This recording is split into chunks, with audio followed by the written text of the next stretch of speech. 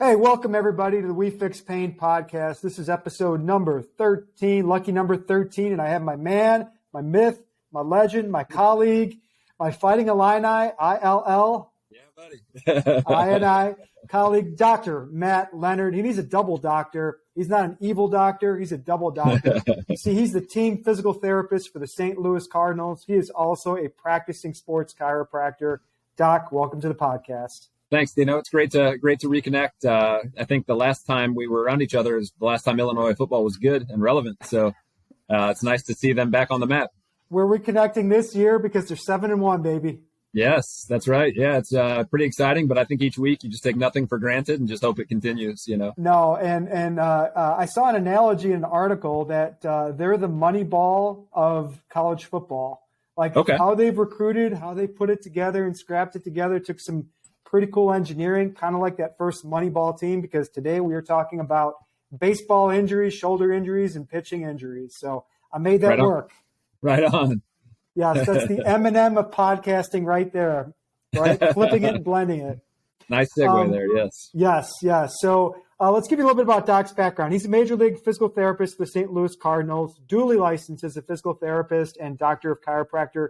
He went to my alma mater, Logan College of Chiropractic, and more importantly, the University of Illinois, and also Washington University Physical Therapy School. So he loves college debt, by the way. Certifications include as a certified strength and conditioning specialist, a certified chiropractic sports physician, and active release techniques. Certifications in training in dynamic neuromuscular stabilization, the functional movement systems, functional movement screen, and selective functional movement assessment. He's on training in dry needling and Stecco Fascial Manipulation, and as they say, a partridge in a pear tree. Doc, I got 5 random questions. I like to do a little get to know you segment for our listeners that don't know you so well. So here we go. Question number 1, what's your best dad joke? My best dad joke? Yes, sir. Oh man, that's coming out hot, put me on the spot. Let's see. Can I come back to that one? This reminds me of the athletic training interviews at Illinois where we had to tell a joke. Yeah, a long time ago. But I'll come back to it. All right, cool. Who's your favorite Fighting Illini athlete of all time?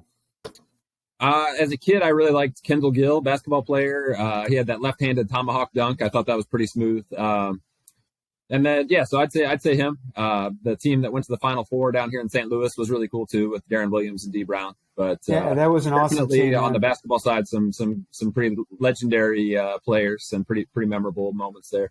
Yeah, that 89 Flying Illini team was awesome. Kendall Gill throwing it down with the left hand. That was his trademark. Yeah. Okay, your favorite all-time Cardinal. You work for the Cardinals. You got to have a guy that Ozzie Smith for sure. As a kid, I think when he did the backflip coming onto the field, that's kind of what hooked me. I thought that was really cool. And then he continues to be a presence in the Cardinals organization.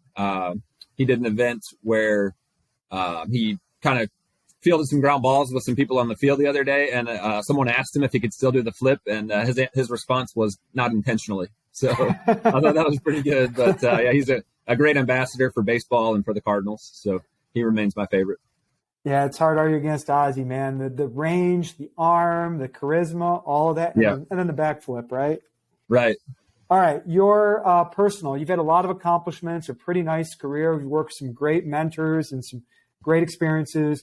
Your mom and dad, I've made it finally moment. What was that?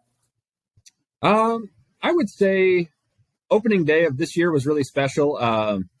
Being in the dugout when they're honoring some of our current players who were on their way toward retirement, Albert Pujols and Yachty, and they honored Adam Wainwright too, even though he's still going to be pitching. But just being there and being introduced on opening day with everything going on in St. Louis and my family in the stands, I thought that was really cool. So to be able to share that with my parents who played a large role in allowing me to go to school for a long time and pursue these goals and kind of inspired my love for baseball from an early age. I think that was probably it. And then my brother and his family and my wife and my son in the crowd. So yeah, that probably would be to this point, I would say the defining moment for me. Second, right after that, it's this podcast, right? There you go. Boom. And gaining ground. That's it. All right. Last 2 questions, and then we'll revisit our last question. Then we'll revisit the dad joke one. What's your greatest superpower? Greatest superpower. Ah, man. I would say doggedness. The ability to see the small steps necessary to get to a big goal and just try to keep focus on that next step versus being overwhelmed by the task. I think, just being willing to persevere and be persistent in my pursuit of the goals that I think it takes to kind of reach any goal that maybe is not instantly attainable. Yeah, you've had quite a bit of schooling, and then working your way up from the minors into the professional leagues, and then the grind of baseball, 162. So I think that's a really good charisma, nose to the ground, and start grinding away at it. All right, here we go. Back to this one. Your dad joke. Man, I'm trying to think. So, what do you call Batman who left the church? I don't know. Christian Bale. All right. I got it. Yeah. I mean, that wasn't even really like the delivery was not there, but I gotta say I wasn't prepared for the dad joke. I'm still sharpening those. My son is 2, so they should be well polished, but he's not old enough to really kind of tell me how bad they are yet. So I can give you one. The other day, I asked my wife to embrace her mistakes, so she turned around and gave me a hug. There you go. I like that one better, but I'll add that to the arsenal. It's not on a t-shirt yet, so you can use it. All right. The real reason we can go on and on about bad stories and dad jokes. The real reason why I brought you on is because we want your perspective. This podcast, the people that listen to this podcast, folks in my company, the clinicians, we need to know what's in your brain, especially about baseball injuries, sports-specific training for baseball, how to manage pitchers in season, out of season. So we're going to break this down here little by little by little. So can you give to me just a general overview of why you think baseball is such a unique game and the challenges from a sports medicine standpoint and a strength training standpoint are just so damn flippin' unique? Yeah, I think the schedule itself is just so such an outlier relative to other sports, where I overheard someone say that if you win the World Series, you probably played over 200 games during that year. Wow. If you account for spring training. And I think that means that you're playing a game at a high level of competition on more days than you're not during a year, which I think we're already more than double any other major sport in terms of the number of games. So just the sheer volume of days at the ballpark where you're going through your full routine and then playing a game which might involve a lot of high velocity running, throwing, etc. It might be not quite as involved, but you're still on your feet for a good 4 or 5 hours. And I just think that the grind of that can really be a challenge. And I think the other thing with baseball being a sport where you probably throw and bat from the same hand, you're rotating from one side to the other hundreds, thousands of times over the course of a season, can definitely develop some patterns and some compensations that take some time to unwind and make sure that the body maintains some form of neutrality and moves well in spite of that repetitive motion. So those, I think, are some of the pretty unique features to baseball that can make it more of a challenge, or at least a unique challenge relative to some other sports.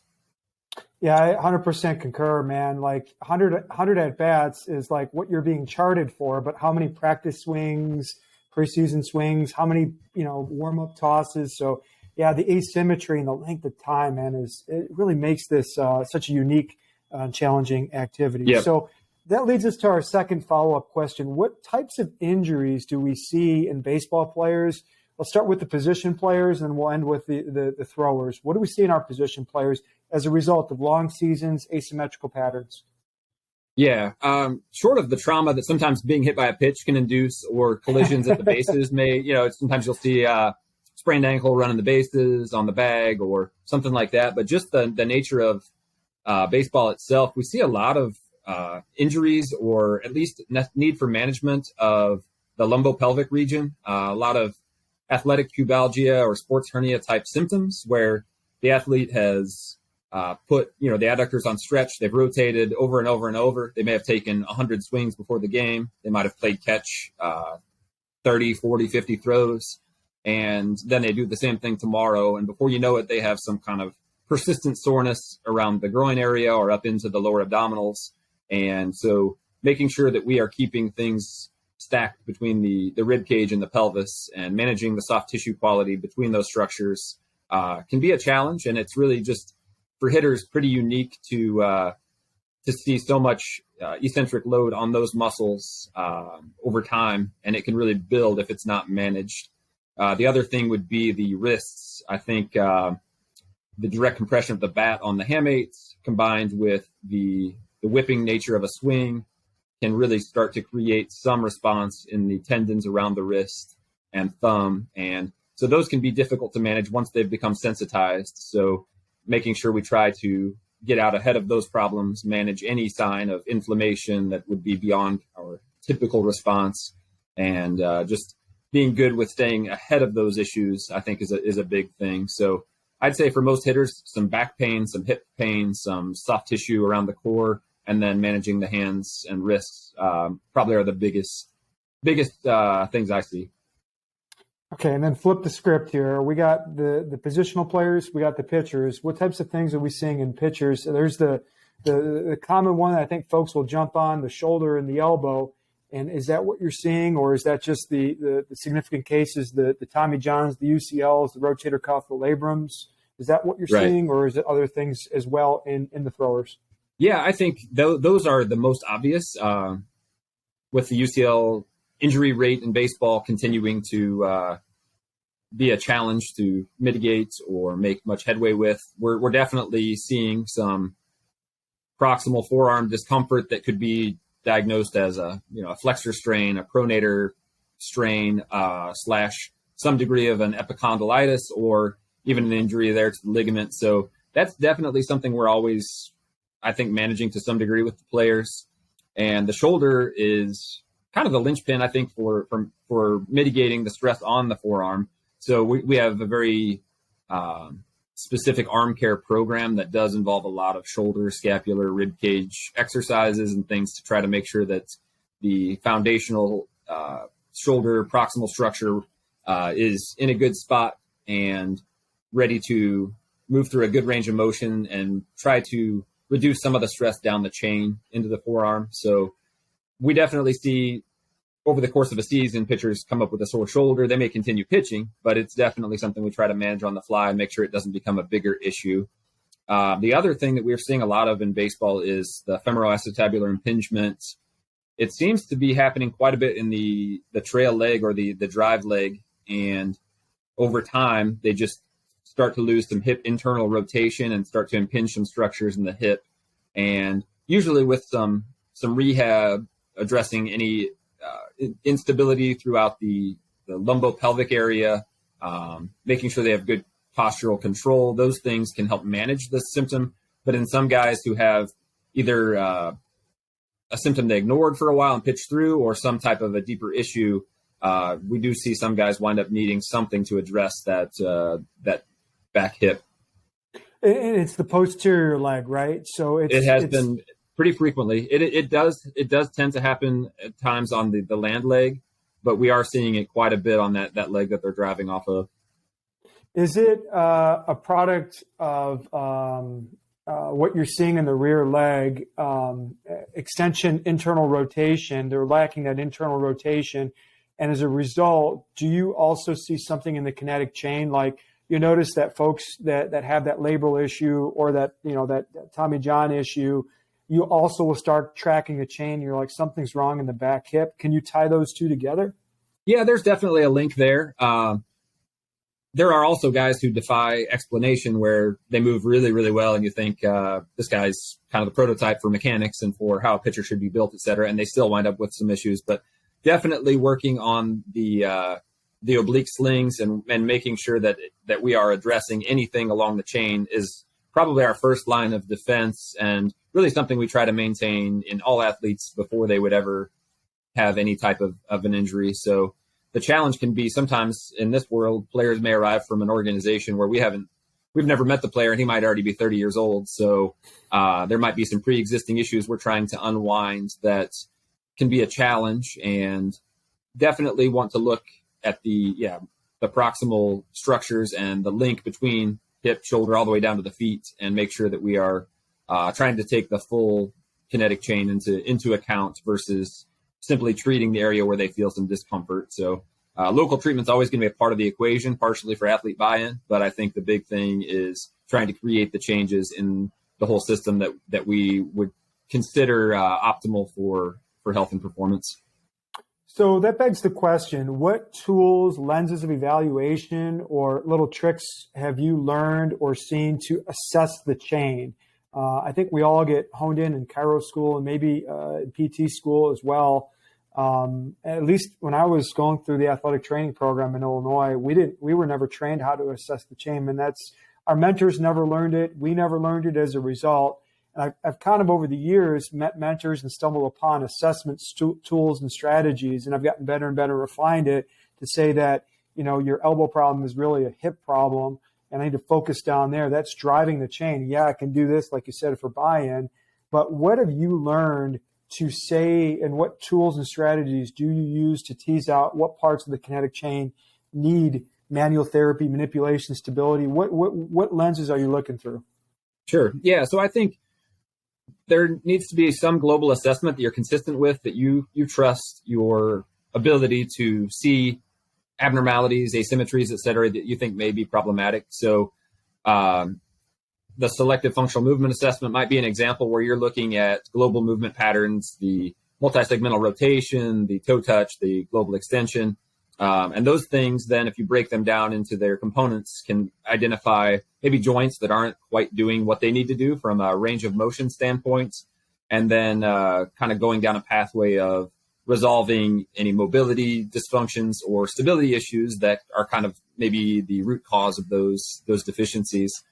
I think also looking proximally at just the basic structure and stability of the individual.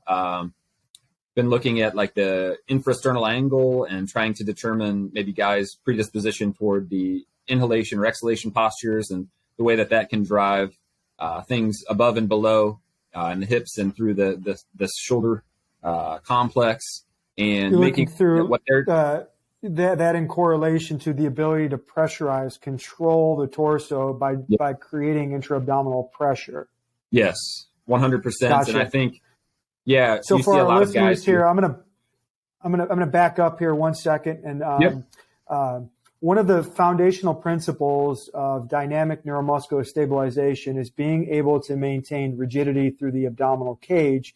To do that, you have to drive up abdominal pressure, not to a tipping point, but to control requisite to the movement and the demand of the sport or activity. I think that's what Doc is talking about, is creating that pressure in the abdomen to control movement, fine-tune that movement to a certain degree. Go ahead, Doc. Take it from there. Yeah, no, that's some folks great. may not know that concept. Yeah, and I think for any therapist, I think having some means of intervention for looking at how a person creates stability, and if that stability is coming from the right places, I think the body can do pretty well. Yeah. You just told Albert Pujols, go home, you're retired. Yeah. He wants to go out the batting cage again. Right. Yeah. But I kind of lost my train of thought. But I think really just, how does that individual create stability? Are they using basically the prop, like intra-abdominal pressure, like you spoke to, and creating stability from the core, or are they relying on some structures that maybe aren't meant to be stabilizers? And those patterns that can develop over time, especially like we talked about in a sport like baseball, where you're repeating movements over and over and kind of reinforcing whatever pattern might exist. So, I think that's really part of the assessment, along with the more global movement assessment, and then trying not to be overly reductionist and saying this hip doesn't rotate enough, and trying to dig a little deeper as to maybe what factors might be influencing that hip's ability to rotate. So addressing that deficiency while also looking at maybe some root causes and some correctives that might help put them in a better spot so that hip is given more space to work with.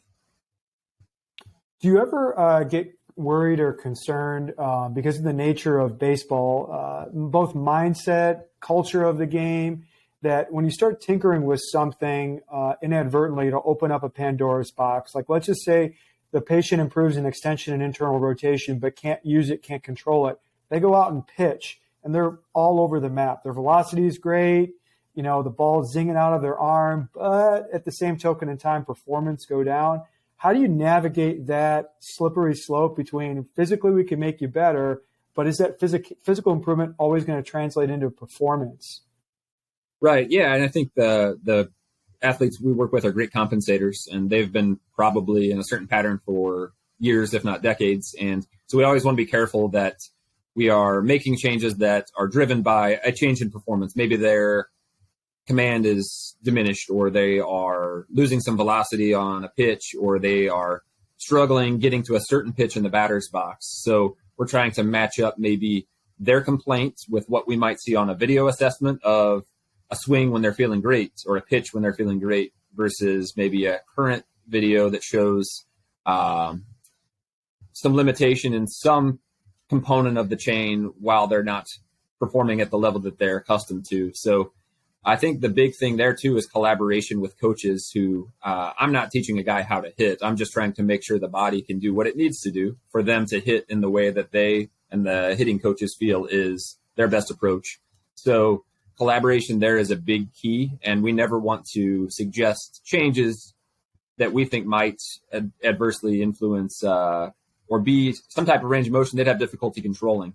So during the season, sometimes it's really minor tweaks and fine tuning to really just kind of address something that the athlete is complaining about, versus the off season where you might say, okay, we got through this season, but now maybe it's time to dig a little deeper and work on creating some different patterns that then they have more time to integrate into performance. Are you guys using screens, algorithms, technology, things of that nature to kind of help you preseason and in-season say, or tracking markers, specific markers that you guys have found out for this person, hitter, position player, or pitcher, is at risk for an injury? And if so, what are you tracking? Like, what markers are you tracking, and what's the process, or how do you track those? So one of the questions that we got is, can we predict injuries? To which always my response is, we can't, but we can say you're at risk or not at risk. But how do you guys do this process of determining what markers, determining how to track those markers, and, hey, you're at risk, so we need an early intervention, versus leave it alone? Yeah, I think one of the things about baseball, we talked about the number of games, that also means we're seeing the guys every single day. So really communicating with them.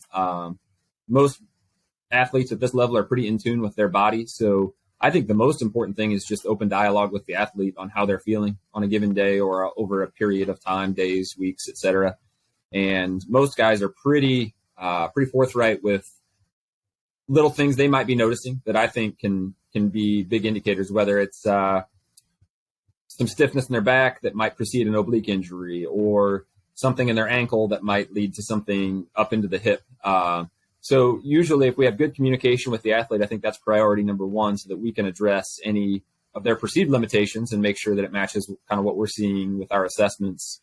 I think the other thing too would be taking a look at their acute to chronic workloads and make sure that if they just got called up from Memphis and they didn't play for 5 days because they're not a starter, and then they go into the lineup and they play a doubleheader or something along those lines, where maybe there's a sudden spike in their output, that we're at least aware that this person might come up a little extra sore. They might need extra recovery work. They might need a day off from extra conditioning or in the weight room, and just kind of trying to take into account those ratios of, is the body well prepared, well suited for the current demand, or is this something that we need to be kind of keeping an eye on and maybe alerting coaching staff to, just to make sure that guys are given a good chance at success.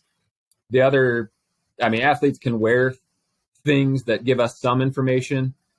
I think some recovery scores from some of the wearables are a little bit debatable in terms of their utility, but I do think that if the athlete knows kind of what their baseline is and when they feel good, they can kind of take a look at those recovery scores, and that can help to some degree guide their effort in the weight room and maybe on the conditioning side during that day.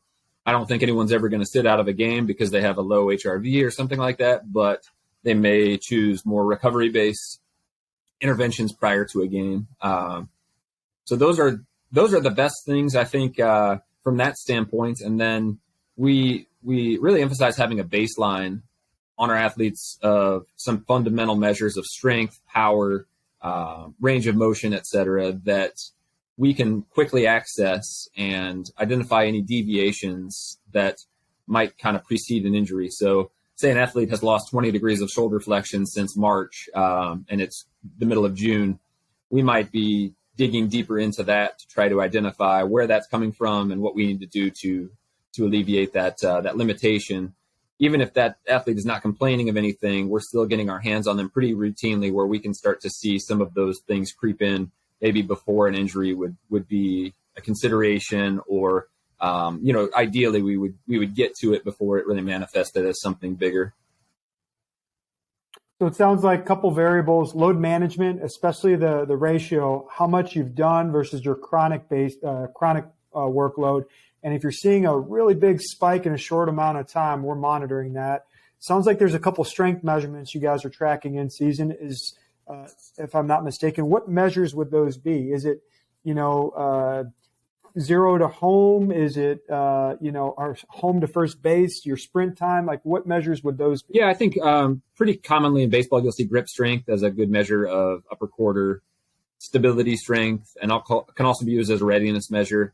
Vertical jump is another one that I think if the nervous system is really overtaxed, that you might see a decrement in vertical jump that could indicate that the body might need some additional recovery. Ranges of motion and strength, say, of the shoulder. We have some technology that allows us to determine external rotation strength, internal rotation strength, and then the ratio between the two to see if we're developing any imbalances that might decrease that stability of the arthrokinematic kind of spin and glide of the shoulder. So looking at those things pretty consistently, whether it's every couple of weeks, once a month, just depending upon each athlete, I think those tests can give us a pretty good picture of how that athlete is responding to their current workload and help guide any modifications that we think might be beneficial to them. You guys do total arc motion. You can tell I don't internally rotate very well. I'm right there with you. Yeah. Yeah. I think, but do you guys do total arc as well? Yeah. I think the big thing there is, as you know, goniometry is kind of inconsistent from practitioner to practitioner, and even from one training table to the next. If you sink in more to the table, or if it supports you better, I think that those numbers can change. So I think I have a pretty good feel for what a guy's shoulder kind of should be doing, just because I've worked with them pretty consistently. And if I notice a significant deviation from their typical pattern, that would definitely raise some concern. And I do think having a number like the total arc is at least something that we can track, so we can look back and say, maybe the internal and external are a little bit different, but the total range of motion is about the same. So we're not really concerned. And I think that would be a piece to the puzzle that might kind of be a yellow flag toward looking a little deeper at what might be kind of going on within the shoulder and then along the chain. Yeah, I'm trying to think. We had some people that sent me questions when I, announced via social media and via company email that I was having you on. I had some parents jump on that have Cool. young baseball players, and I'm trying to think, like, what can they utilize? Because they may not have the tools and resources that you utilize. The wearables are becoming more common. They could probably track that, especially if they have like a baseball tournament playing 5 games in 3 days, that type of thing. Total arc may be an easy one for my colleagues to track with their own children. Not reliable if you have coach or, mom and pop in the community, but I'm trying to think, can we pick an idea or two that you guys are utilizing and transfer to them? And it sounds like, the wearables, maybe a vertical jump, you go into the garage, you put a mark, you measure it. That's an easy one too. Yeah. And a dynamometer is not a really expensive thing to have to some of the less sophisticated versions. I wouldn't go too far, at the adolescent ages, where I think really just some degree of common sense. If an athlete pitched yesterday, making sure that they are not waking up sore. If they are sore, that you're moderating what they're doing the next day. They're not throwing through soreness. And I think differentiating between kind of expected soreness versus pain, a little bit of posterior shoulder, it's a little sore because I pitched yesterday, I could probably play first base and be fine. Versus every time I raise my arm to 90 degrees, I'm feeling a little pinch. that probably means I probably shouldn't throw that day, even if that means, it's a tournament game. Potentially you could play first base or DH, but I think looking big picture, emphasizing development and health over winning at that phase of development. One of the things when I was working in college athletic training student and graduate student, and I did some work in the minor leagues for a period of time, is, the early 2000s was all about the orthopedic tests and the orthopedic testing clusters. And we've kind of found that those tests have been individually not very reliable, right? Got to cluster them. You got to combine your static assessment, dynamic assessment, movement assessment, orthopedic testing clusters. What do you utilize to kind of sift through the issues of what you actually diagnostically think is wrong with the athlete that you're seeing? Yeah, I think is there like one or two tests where you say, I use that more than I ever thought, or I use that for that condition? Right. Yeah, I think ultimately we have a team of orthopedic doctors here pretty much all the time where if there is a new complaint with an athlete, they may wind up seeing the orthopedic doctor first. And there's you still see all the traditional orthopedic tests being utilized as a piece of the puzzle. But I think what I'm looking for is just from a movement standpoint, what are things that seem limited, things I know I can influence that may then ultimately have some degree of change on the symptom. Really not necessarily looking at like a pathoanatomical diagnosis, more looking at a movement impairment type model where I know there are things that maybe this athlete is not doing as well as they did, whether they've lost some ankle dorsiflexion or they've lost some shoulder internal rotation. And we know we have tools to change a lot of those things. And so relying more on the movement assessment, movement diagnosis, and then interventions there versus the orthopedic assessment. So I think having a baseline understanding of the tests and what structures we're probably putting some stress on to help determine whether this is something that needs to go further up the chain to a full orthopedic assessment versus something we feel like we can manage. I think that level of understanding is important, but I think looking at my assessment, I'm not routinely using any specific orthopedic testing all that often. Yeah, and I remember when I first, got into postgraduate life, it was like, oh, you got to do O'Brien's test. Yep. Like that's the one test for the labrum. Yep. And I was like, that's all I did. Yep. And now it's not, I've morphed into not is the labrum agitated because we're going to see it in MRI. It's such a sensitive tool. Is it relevant? Right. Is it relevant to the person's loss of performance? And then why would the labrum need to be stirred up? Yeah. So I think we've evolved over time, and it's kind of refreshing to hear you say that I don't rely on one test, and it's a whole battery of things, and change the changeables that you can change, and the structurals that are really relevant you can't change.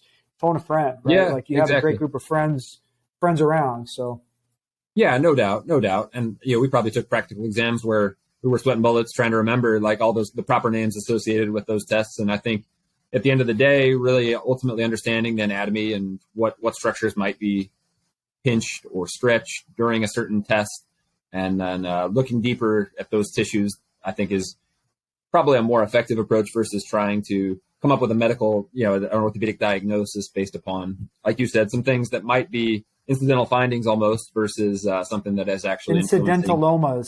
Yeah. Incidentalomas. Yep.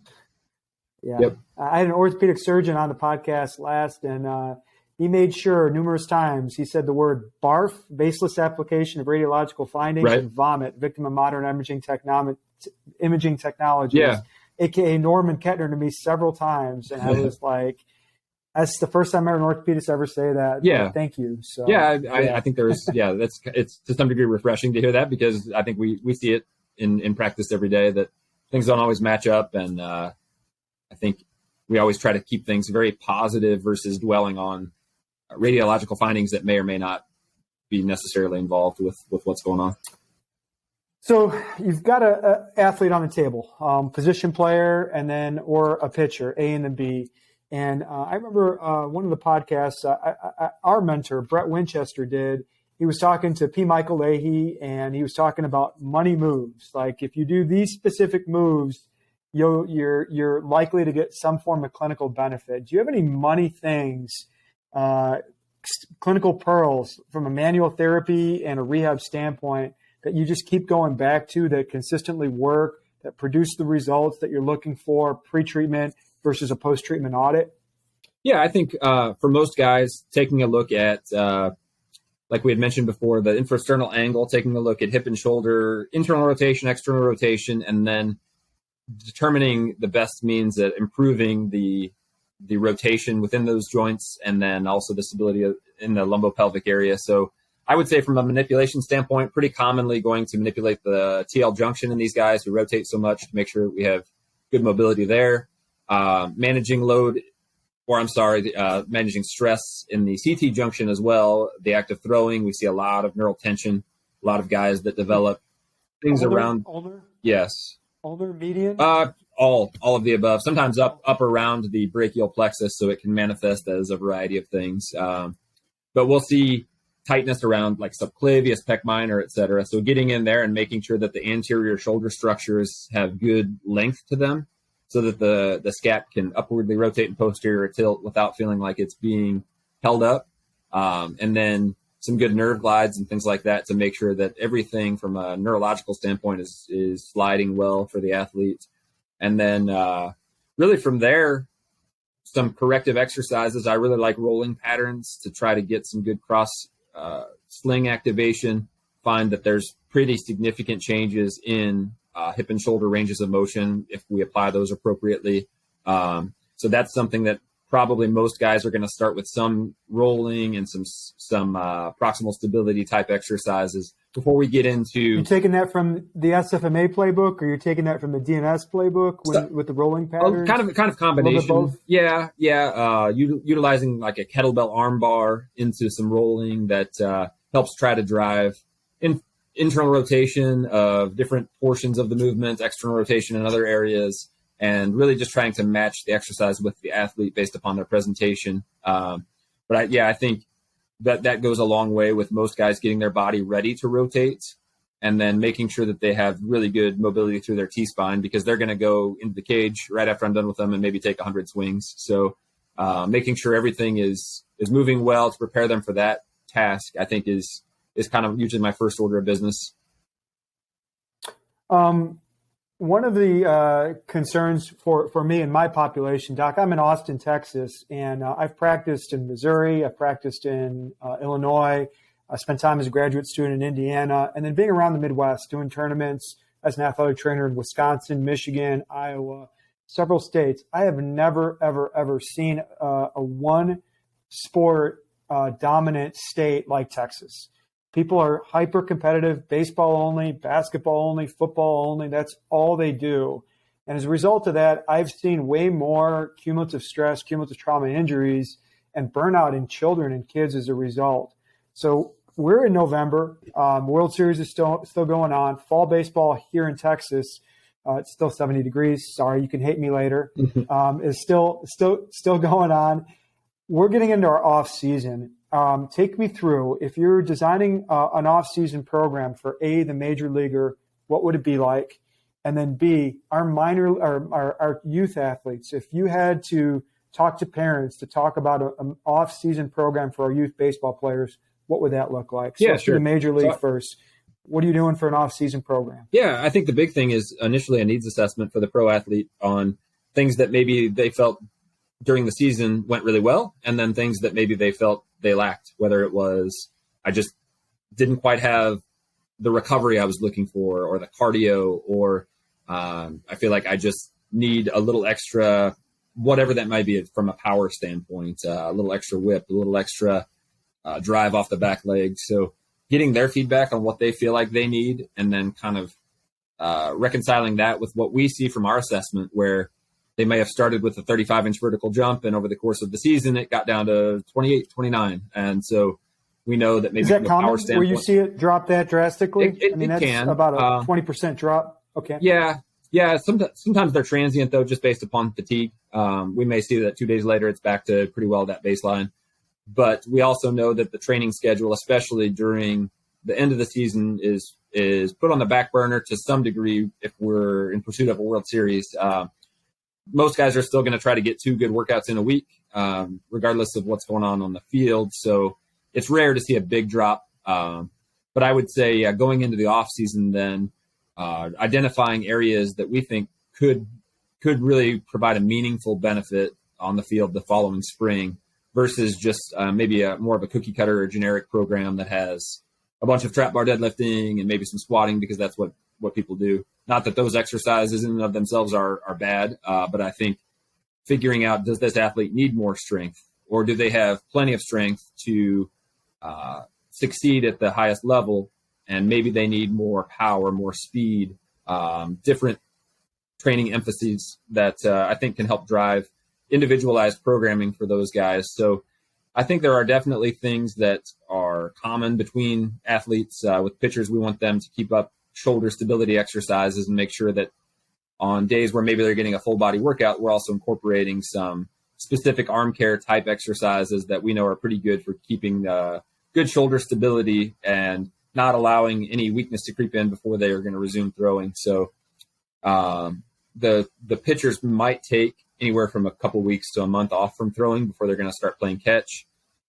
No baseball, right, during that time? Typically, yeah. There are some guys who prefer to throw year round.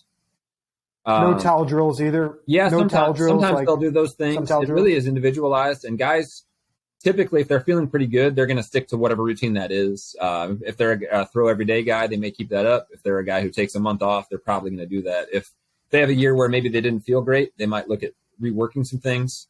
I think my personal preference would be keeping some degree of kind of low-level workload on the arm, whether it's throwing into a throwing sock or doing some kind of light plyometric throws into the wall to make sure that we're maintaining some workload, but not at the same velocities and the same stresses that we would see during the competitive season. So we've probably seen a pretty good amount of guys who start throwing after a break and their shoulder doesn't feel very good.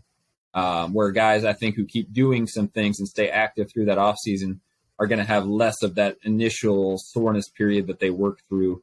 And it is individualized and case by case, but I do think that my general belief is that there should be some low level load maintained on the upper quarter throughout most of the year. And that helps buffer out those spikes. Is it a percentage? Is it a raw number? Is it by feel? Like, what's the best way of, getting that right volume to keep, the arm in a good spot there? Yeah, I think it is all individualized. There's really probably some generic numbers out there. We might say, 25 sock throws because it's a good round number. I don't think there's a strong basis for that. I think we want to get the body warmed up, get about the number of throws during a light catch session in, whether that might be 30 to 40 throws, and then kind of do some cool down exercises as well. So there's not necessarily like a hard and fast, like you should do X, Y, Z. It's more based upon feel. How's your body feeling on a given day? And then over the course of a week, maybe having a couple of heavier type days, relatively speaking, and then a couple of days where things are maybe even a little bit lighter, just to kind of give a little bit of variability and a little undulation of the load there. And let's take that. What if you're designing, like, let's just say you've got a son, correct? Yes. Let's just say he starts to get 11, 12, 13. Yep. He's got the baseball itch, just like his dad. He wants to be doing cartwheels on Busch Stadium, right, on the field. Proud papa moment. Yep. But you start to realize his workload is increasing. He wants to be baseball only. You got to design an off-season program for something very personal, your own child. What would you do to design your own kid's off-season program? Yeah, I think the big thing with most kids, if their growth plates are still open, I do think that it's my personal belief that they shouldn't be necessarily lifting really heavy weights. I think just focusing on good movement quality and making sure that they have good competency and control of the squat, the hinge, being able to do a good pull-up, a good push-up with really good stability throughout the body. So I would encourage a program designed around movement quality and basic control of your body in space, and then some fundamental stability exercises that really get the right amount of stability around the joints that we know are key. Recently listened to an interview with a hip surgeon who said that you don't really see the FAI or the impingement in non-athletes. So I think making sure that we're not overloading those joints and structures in the weight room, and giving the body a chance to not necessarily have a break, but kind of change the load and some of the demand throughout the year, I think is important. So playing multiple sports, I do think is a good idea from a mental standpoint, as well as just a whole body movement variability standpoint. Like we talked about with baseball, always rotating from right to left. You go play soccer and maybe you kick with your right leg as well, but you're also getting some good movement variability, sprinting, some unpredictable changes of direction, et cetera, that I think are just really good for giving the body some variability and some challenges and stability that maybe you wouldn't see quite as commonly in baseball. So I would say, for my son, if he was a baseball player in those adolescent years, working on skill development a couple times a week without burnout, making sure we do some arm care, which can look like some basic stability exercises that make sure we have good mobility of the rib cage, stability of the scapula on the rib cage, some strength in the rotator cuff without overdoing it. And then the ability to do those basic movements we talked about. Should be able to do a good pull-up, a good push-up, should be able to squat more or less between your heels without having to lose control of your pelvis. Should be able to touch your toes. Those things that I think maybe are put on the back burner for more appealing exercises like lifting with heavier weights or doing some type of a higher intensity like CrossFit style workout or something like that. I think really making sure you have the foundational elements in place before we try to build a bunch of high stress activity on top of that. So for him, I think that would be my recommendation, and what I would push for would be just really focusing on the basics and kind of building from there. Yeah, I concur, man. Build a solid foundation for the house. Make sure you have fun with multiple sports. Yep.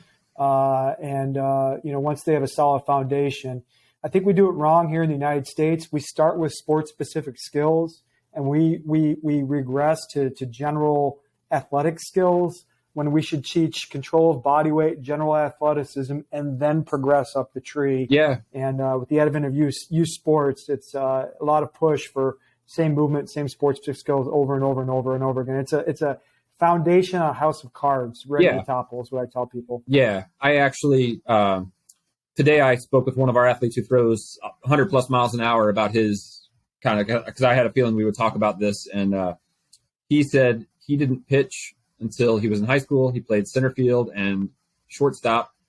And he said he feels like he has a nasty sinker because of his throws from center field, where he had a lot of just kind of natural movement that way. And he developed good arm strength by throwing long distances. And then he played soccer, and he played basketball, and he played baseball. So his body was pretty well ready when he hit kind of that growth spurt to then transition to the mound, where obviously not everyone's going to have the genetic capacity of some of these athletes, but he had put himself in a pretty good spot to be able to pitch with his body moving well and really not having a lot of the wear and tear that maybe some kids who pitch multiple games a week in their early adolescent years might find themselves. You're up at a podium. I'm going to set the scenario here. You're talking because you're a subject matter expert. Yes, you are. Don't deny it. You're a subject matter expert. You're talking to a bunch of, you're in St. Louis, out in West County. It's a nice area of St. Louis for those who don't know it. You're talking to a youth baseball league, the whole league, the pitchers, the parents, the coaches, and everybody, and you're spreading the message. What is your message to them about youth baseball injuries and shoulder and elbow in particular? And what are you saying? How are you delivering that message to them? So I want you to speak, like you're talking to an audience of youth. Yeah, I guess we do have some common folks that listen to the podcast. Sure. Yeah, I would say it's almost cliche to focus on the development of the young athlete versus winning. But I do think that you go to these games and it's really something how there's just such an emphasis on the scoreboard versus athletes moving well, playing well, enjoying the game. And I just feel like there's a pressure to win, which might force us to make decisions where maybe an athlete is probably not fully recovered from pitching 2 days ago. And sure, you need those last 3 outs, but I think this 13-year-old young man probably would appreciate his arm and shoulder feeling good when he's 16, 17 and beyond.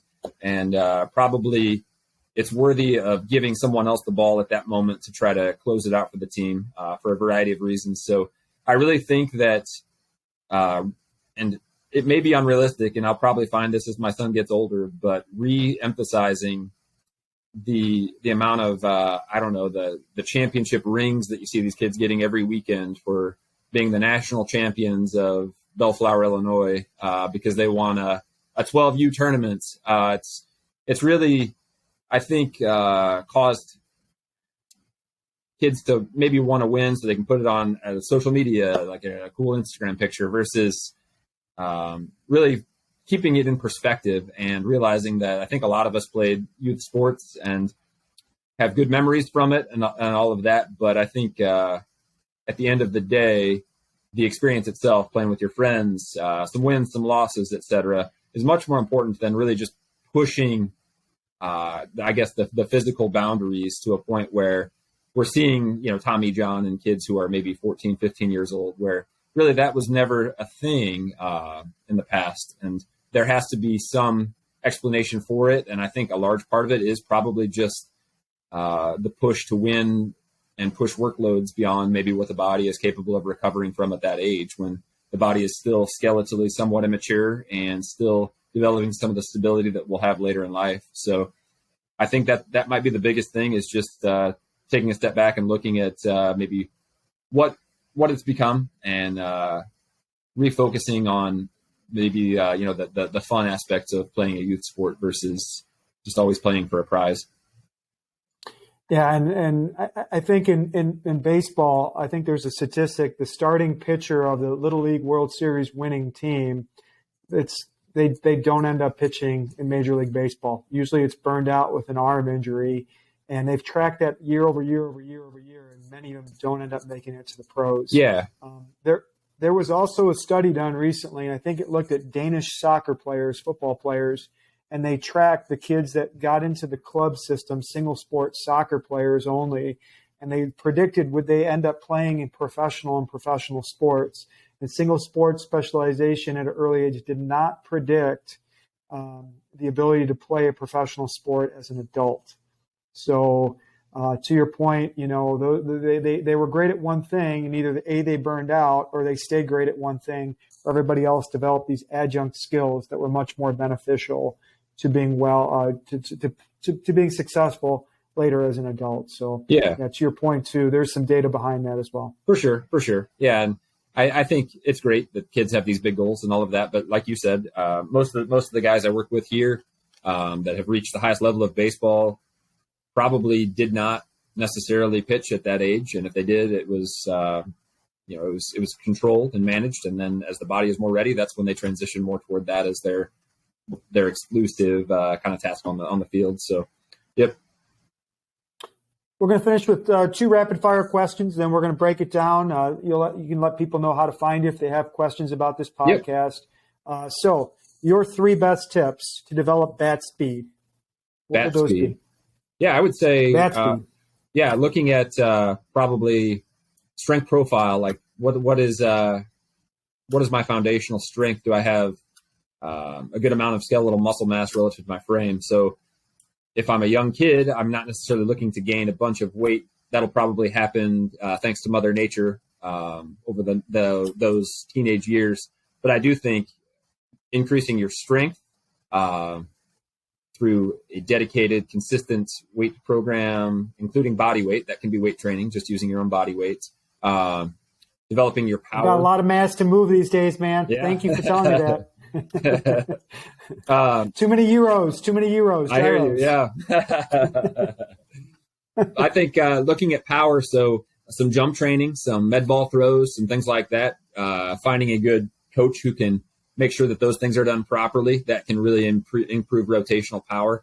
And then I would say some good core stability, some oblique sling exercises that help connect from a hip to the opposite shoulder and make you a better rotator, moving better, and then expressing the strength and power gains on top of that movement quality. I think those are the biggest things. You see some kind of like weighted bat work these days, where underweighted bats, overweighted bats, there does seem to be some value there. But I think the more foundational things, building the foundation with the strength, power, and then making sure that you have good rotational quality through your hips and through your torso are probably, in my opinion, the biggest things that someone could address. Last one, 3 tips successfully developing a pitcher. So not necessarily speed, not necessarily command, but I want to build a successful pitcher that can manage and throw and be successful long term. What would your 3 tips be for that? I think coach, that youth parent. One of the biggest things I see throughout all levels of baseball is pitchers who have a great changeup don't necessarily have to throw 98 miles an hour. I think a lot of hitters can recognize spin and know whether or not they want to swing at the pitch or lay off of it. But I think fewer hitters can recognize a change in velocity if the arm speed is the same and are going to swing right over a good changeup. So we've got some guys who you maybe see on the street. You'd never guess he's a professional athlete, but he's a world-class pitcher who happens to be able to throw a devastating changeup with the exact same arm speed as his fastball. And that's always, I think, across the history of baseball, going to be a great equalizer to be able to throw a great changeup. So prioritizing that over an off-speed pitch or a breaking ball that might be more fun to watch, the big break on a slider or a sinker or something along those lines. But I think the changeup would be a great thing for a young pitcher to work on becoming world-class at. That's 1. 2, I would say prioritizing your recovery, making sure that you're taking care of your body. Again, some cliche things, but I do think that sleep these days, even at the professional level, sometimes the late nights, the video games, the social media and things like that can leave the body maybe not quite prepared the next day to pick up a ball and rotate at high velocities and feel good with it. So I think the recovery, the nutrition, the hydration, all of those things are pretty important in maintaining health over the course of, a season and a career, and sometimes can be neglected or taken for granted, especially as a young person where you never really feel too sore. You kind of recover pretty well from everything. And then all of a sudden your arm feels dead, for lack of a better term, or extremely sore, fatigued, et cetera. So staying ahead of that with the recovery. And then I think the third thing is developing a really good arm care program. So arm care doesn't necessarily mean arm care. I think we've even tried to kind of rebrand it as body care, where you're looking at what does my body need to do when I pitch, and is my body able to do that without the act of throwing a baseball? Can I get into those positions? Can I train stability in those positions? Feel good there, not feel tight, not feel a pinch, not feel this or that, and having some consistency with what you're looking at over the course of a week, a month, a year in supporting all the structures that allow us to pitch, which literally starts from the ground up, and making sure that you have a program that you feel good with, that you're consistent with, and evolving that program based upon how your body feels and how things are responding over time.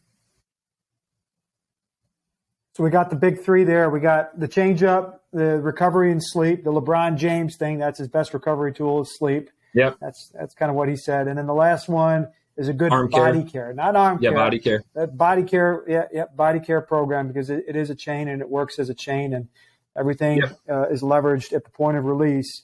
Develop that kinetic chain momentum, so at the point of release, you're an efficient machine. Yep. All right, Doc, we've been going about 58 minutes now. I want to say thank you for your time. What closing remarks do you have for our audience? I guess maybe just circling back to, you asked what my superpower is, and it's a common question for me to say, to hear, hey, it's not dad jokes. Right. No.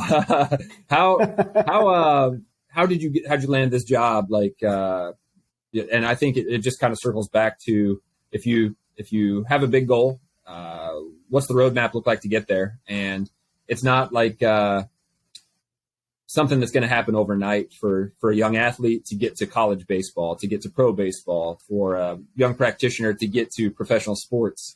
But it's the little checkpoints along the way. I know I need X, Y, and Z skills. I need to be proficient at manual therapy. I need to be proficient at my movement assessment, corrective exercises, et cetera.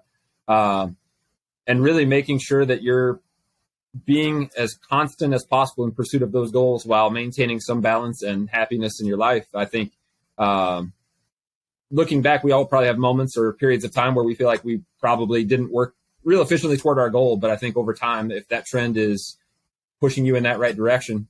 I think just stick with it, and you can probably over time do some things that when you look back at that moment long ago would have seemed like maybe your wildest dream. So just taking them one step at a time and breaking them up into attainable goals. I think for an athlete or for a healthcare professional, I think you can get to some pretty cool places if you just kind of stick with it.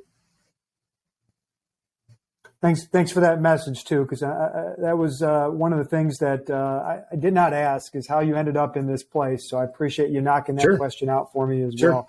Hey, Doc, where can people find you? Some folks may have a question about your arm care program or certain fits. How what you learned to fit into the baseball medicine, so to speak. Where can people find you? So I am not extremely active on social media. I try to get some good research here and there from social media. Maybe post pictures of my son, but I do have a Twitter account. My profile or my handle is Matt Leonard PTDC on Twitter, and Instagram. I shortened it a bit. It's MRL DPTDC. So kind of some letter salad there, but I'd be happy to connect with anyone who is working with young athletes or who is an athlete and share whatever advice I can provide from afar and try to lead someone in the right direction. There are a lot of great resources out there these days, some I have access to that may help individuals, and I'm always happy to connect with people to see if there's something I can do to help push others toward their goals. And I will put those links in the comments for the show underneath. Doc, thank you for being generous with your time. Thank you for being a good citizen and role model for not only people in our profession, but, also folks that want to get into baseball and baseball medicine. And thanks for being a friend and a colleague for all these years. For those that don't know, we go back to about 1999. That's right. Yeah. So we had a lot more hair on our head, and yes, my beard's got a little white down here as well. And my dad bod as well. It's a dad bod. So, well, it's great to reconnect with you, Dino. Thanks so much. Looking forward to catching up when we get a chance, man. All right. Yep. Thanks a lot. Say hi to your brother. Say hi to your mom and dad and family for me. Okay. Good people. Will do. Yep. Take care, Dino. All right. Thanks, bud.